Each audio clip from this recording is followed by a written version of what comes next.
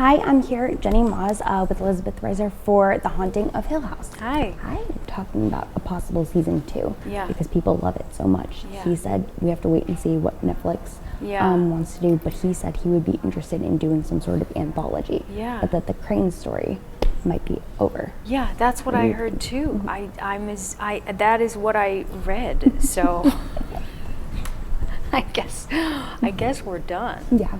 But I don't know what that means in terms of a season 2, or there's so many people involved with Paramount and Netflix and Amblin and him, and I have no idea. But I'm sure it'll be amazing. What was the part, I guess, that you identified with most with it being scary? Because not everyone gets scared, jump scares. Yeah. Not everyone is scared of the same thing. Yeah. So.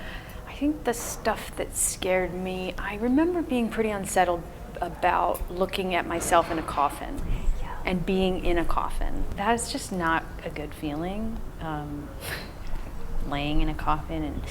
But I think it was the psychological stuff that was scariest, of being in the red room and what does that mean, and not being able to get out, and all of us not able to help each other.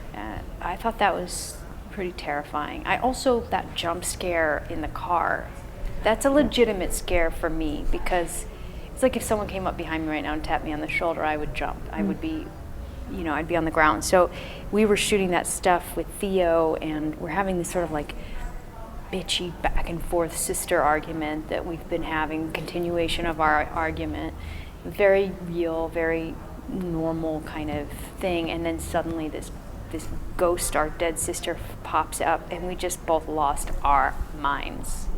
I mean, luckily I wasn't really driving. I was on a soundstage, because I think I would have gotten into a car accident. Theo has her hand power. She can feel things, and you know what we're talking about. She Hands can feels too much. If she feels too much, she She's a feels people's superhero. emotions. She can tell Yeah, the she knows truth what's that going way. on. Yeah. But we know Shirley has a little bit of something going on too, because she'll wake up like in her sleep and she says the things about Nellie in the red room. Yeah. What's going on with Shirley? What do you imagine Shirley? That's what I thought was such a cool thing that we went largely unexplored in the story, but that even in the beginning, in the pilot, that they talk about young Shirley is saying stuff in her sleep, and then it sort of cuts to me waking up in the middle of the night saying Nellie's in the red room, or sleep talking, and I think that it indicated to me that her unconscious was tapped into something that her conscious mind was not, in something in that house had gotten inside her, or that she was able to know things that her conscious mind wouldn't know.